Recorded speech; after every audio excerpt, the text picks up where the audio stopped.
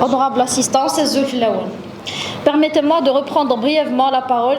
Croyez-moi, mon intention initiale n'était pas d'intervenir ce matin, mais je me dois de réagir en tant que représentante de la population et élue de cette assemblée. Ce matin, c'était avec une grande amertume que j'ai été confrontée à un acte de forcing politique transformé en objet de délibération, qui m'a injustement écartée de la commission de la technologie, des informations et de la communication.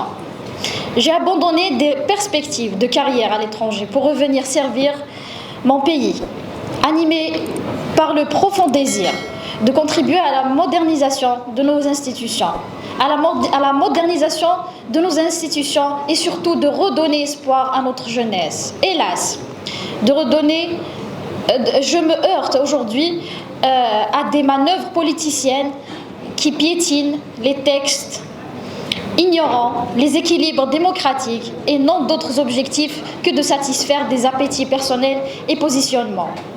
Je tiens à rappeler que l'article 34 de la loi organique relative aux assemblées locales est clair. Les commissions permanentes sont constituées par délibération à la majorité absolue des membres de l'Assemblée sur proposition de son président ou par la majorité des membres de l'Assemblée. Leur composition doit refléter une représentation proportionnelle conforme la composante politique de l'Assemblée. En aucun cas, le texte n'exige de délibérer sur la composante nominative des commissions. La précédente délibération approuvée sous la présidence antérieure a été validée par le ministre de l'Intérieur, ce qui en confirme la légitimité.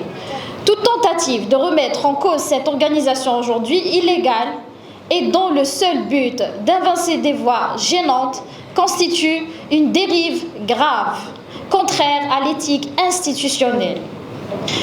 Je ne suis pas ici pour occuper un fauteuil, mais pour défendre une vision. Si ma présence dans une commission dérange, c'est peut-être parce qu'elle dérange certaines habitudes. Mais écarter un engagement sincère ne fera jamais taire une conviction profonde. Je reste fidèle à mes principes et je continuerai à porter la voix de ceux qui croient encore en une politique intègre, constructive et tournée vers l'avenir. Monsieur le Président, vous avez, à mon grand regret, manqué une occasion d'être à la hauteur des attentes que nous plaçons en vous. Je nourrissais l'espoir que vous puissiez incarner avec dignité la fonction qui vous ont été confiée.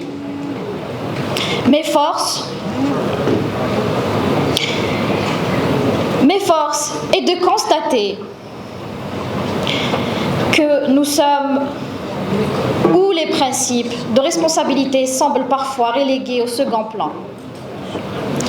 Comme disait un grand monsieur de mon village, Del Hussinat Ahmarbi, Hussinat Ma'amar,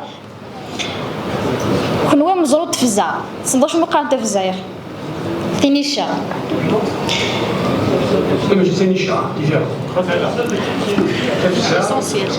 تفزع vous avez compris c'est quoi تفزع أزمين غلي فلاك تجرح منا ثلاث غلي متفلانا نجرح أكني ونخدم الوقع أنا مزروط بس ما تعرف الجرح أنا غادي ديك جرحك نكون قاص تزروط تنيشا. Donc le bâton qui glisse, je le tiens pas responsable. Mais celui qui te frappe avec, c'est lui qu'il faut questionner. Revenons au développement. Monsieur Louali, concernant le programme national des 100 locaux commerciaux par commune, initié par l'ancien chef de l'État, nous constatons aujourd'hui une situation préoccupante. L'état de délabrement avancé de ces infrastructures est alarmant. Il serait légitime de se demander s'il existe un plan de réhabilitation à court ou moyen terme. Par ailleurs, des informations fiables évoquent l'attribution de plusieurs de ces locaux à des individus ayant quitté le territoire national. Il serait judicieux et souhaité qu'une commission de vérification soit dépêchée afin de clarifier cette situation et assainir des listes. Il est aussi temps de revoir les critères d'attribution. Pourquoi ne pas élargir l'accès à ces locaux en dehors des seuls dispositifs, ceux de l'ANSEJ, du CNAC, notamment, pourquoi pas aux auto-entrepreneurs actuellement, et redonner un dynamisme qui mérite d'être accompagné. cas où aucune attribution n'a encore eu lieu, il serait inacceptable de laisser ces locaux devenir des lieux de déperdition ou de débauche. Toujours dans la jeunesse, je tiens à féliciter nos reines de podium, Célia Weekend et Wiza Abourish, pour leur titre national avec lequel elles pourront enchaîner leur championnat d'Afrique et leur championnat international. Et continuant à porter haut les couleurs de l'Algérie, malgré le manque de prise en charge, non seulement par leur fédération, car être incontournable fera de leur combat un double, dans lequel je leur porte ma totale solidarité. Et je félicite la Ligue des sports scolaires pour leurs résultats honorifiques. Mais j'aimerais aussi mettre la lumière sur la suite, qui est le sport universitaire, qui connaît une descendance remarquable. Et la relance est de revoir, et aussi parmi les orientations de Monsieur le Président. Enfin, j'aimerais évoquer un point sensible et stratégique qui est l'investissement touristique. Alors, même que la mise à jour des postes et des PDO est en cours dans plusieurs communes, Tigzirt, Makouda, El Hammam et entre autres, nous nous heurtons encore à une application respective de la loi des 100 mètres en bord de mer et à la fameuse Z, la zone d'extension touristique.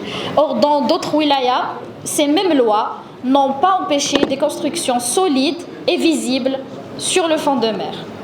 Nous voulons savoir, en toute transparence, ces lois s'appliquent-elles uniquement à Tizi Ouzou ou bien leur application était la géométrie variable? Dans les pays qui se respectent et qui valorisent réellement leur littoral, le tourisme se développe sur l'eau et dans l'eau et même sous l'eau. Chez nous, il semble encore empêché même avant l'eau. Donc, Monsieur Louali, il est temps que Tizi Ouzou bénéficie, elles aussi, d'un regard équitable, ambitieux et cohérent avec son potentiel humain, économique et naturel. Je vous remercie.